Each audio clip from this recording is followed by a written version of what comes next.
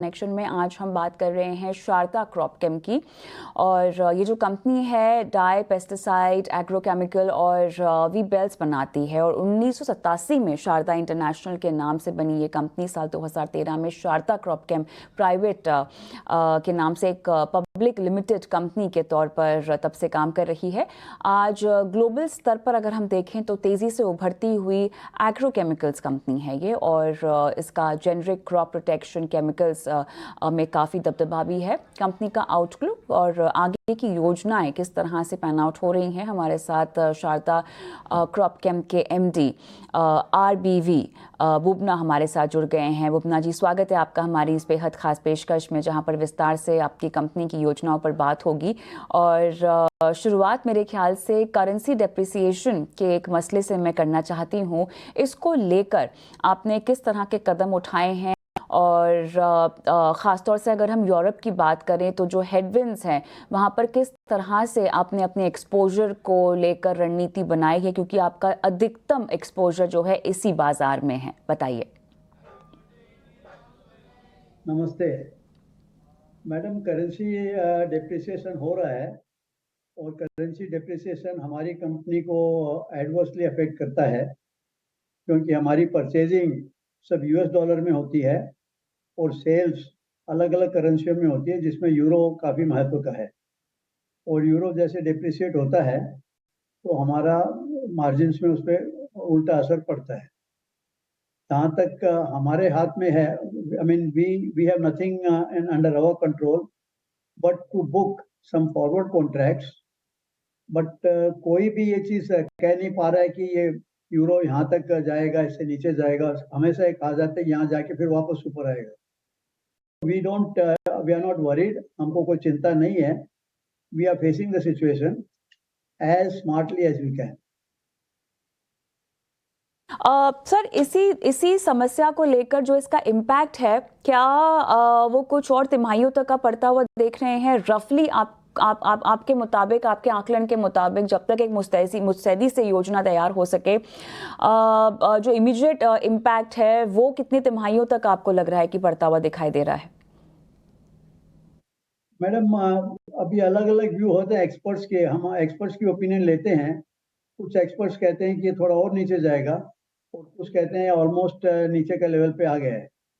तो हम तो वेट एंड वॉच देखते हैं और सोचते हैं। हमारे लिए इसमें अब कुछ करने के लिए कोई बहुत से ज़्यादा रहा नहीं है।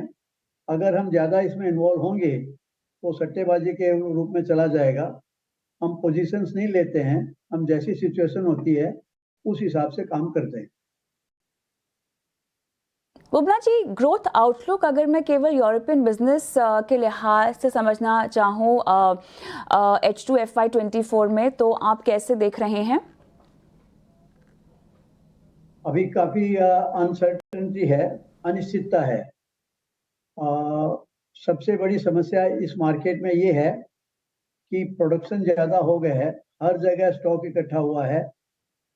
डिस्ट्रीब्यूशन चैनल्स में, मैन्युफैक्चरिंग फैक्ट्रीज में, बहुत सी फैक्ट्रियों ने अपने प्रोडक्शन कम कर दिए, कुछ फैक्ट्रियां बंद हो गई है और कीमतें बहुत गिर गई है। हमें इतना ज़्यादा आगे फर्क नहीं पड़ेगा, मगर सबसे बड़ी हमारी समस्या ये हुई है, खासकर अमेरिका में, कि कस्टमर्स ने माल डिलीवरी और पढ़े लोग के माल डिलीवरी लेकर फिर वो कहते हैं हम बेच नहीं पा रहे हैं, बहुत कीमत गिर गई है, आप वो वापस करना चाहते हैं। हमको मजबूरी में वो माल वापस लेना पड़ रहा है, जिससे हमको काफ़ी नुकसान हो रहा है। पर वो परिस्थिति अब मोर और लेस कंट्रोल में आ गई है। अब आगे वो इतना डैमेज नहीं होगा।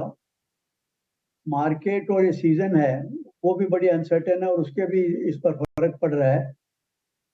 तो हम यही कह सकते हैं कि 23 की वनस्पति थोड़ा कमजोर रहेगा।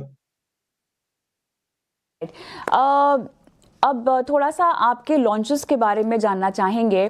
क्या किसी भी तरह के नए लॉन्चेस की प्लानिंग है एग्रोकेमिकल और नॉन एग्रो बिजनेस की स्पेस में? कुछ डिटेल्स अगर हो सके तो साझा करें हमारे साथ। मैडम, जहाँ तक नॉन एग्रो केमिकल्स है वो मेरे ख्याल से काफ़ी अच्छा परफॉर्म कर रहा है, बट वो सिर्फ 20-25% ऑफ द टोटल रेवेन्यू होता है कंपनी का।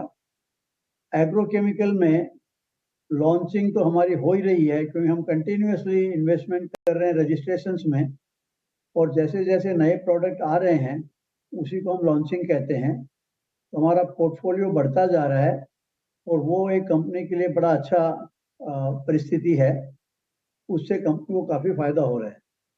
और जो नए लॉन्चेस जो प्रोडक्ट होते हैं उसमें कंपटीशन कम रहती है, वैसे भी कंपटीशन काफ़ी कम रहती है, क्योंकि ये प्रोडक्ट्स हमारे हैं वो फ्रीली सेलेबल नहीं है। हर प्रोडक्ट को हर देश में रजिस्टर करना पड़ता है, जो कि बहुत महंगी और टाइम कंज्यूमिंग प्रोसेस है, और थोड़ी इसमें अनसर्टेनिटी भी रहती है। बट हम तो इसको कम से कम 15-20 साल से करते हैं और इसी का काफ़ी फायदा हमको मिलता रहा है।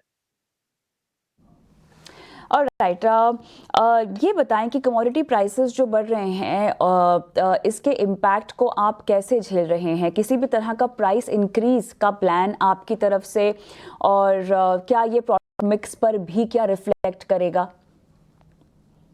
प्रोडक्ट मिक्स तो हमारे लिए फेवरेबल ही रहेगा, क्योंकि जैसे अच्छा। नए रजिस्ट्रेशन मिल रहे हैं उनमें वैल्यू एडिशन अच्छा मिलता है।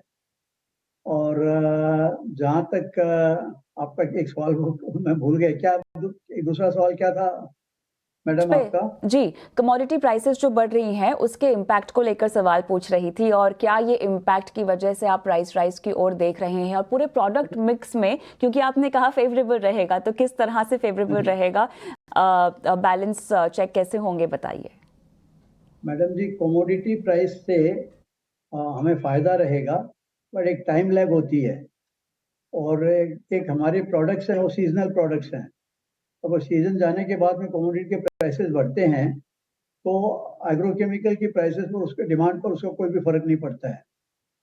फिलहाल अभी अगली से ऑटम सीजन प्राय खत्म होने को आ गई है, अब स्प्रिंग सीजन है वो अप्रैल मई में होगी, तो उस समय इसकी डिमांड पर फर्क पड़ेगा, तो डिमांड जरूर बढ़ेगी थोड़ी।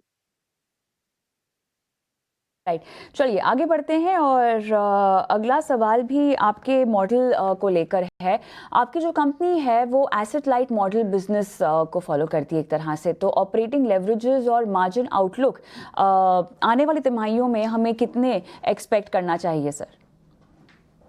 मैडम, आगे वाले परिस्थिति तो अच्छी रहेगी, क्योंकि हमें एसेट लाइट मॉडल बहुत ही फायदेमंद रहता है। हम निम्बल फुटेड अंग्रेजी में कहते हैं। हमको जब लगता है कि किसी प्रोडक्ट में मार्जिन कम है तो उसमें हम कम इंटरेस्ट लेते हैं। हमारे लिए प्रोडक्ट चेंज करना बड़ा सरल होता है हमारे रजिस्ट्रेशन पोर्टफोलियो के अंदर, इसका हमें बड़ा फायदा मिलता है मैन्युफैक्चरर्स की कंपैरिजन में। मैन्युफैक्चरर्स अपने प्रोडक्ट से बंधे रहते हैं, उनके लिए बड़ा मुश्किल होता है चेंज करना, हमारे लिए कोई बंधन नहीं रहता है। पुबना जी, बहुत बहुत धन्यवाद, आपने समय निकाला और इतने विस्तार से कंपनी की तमाम योजनाएं हमारे साथ साझा की। धन्यवाद आपका। इसी नोट पर हम रुकेंगे छोटे से ब्रेक के लिए।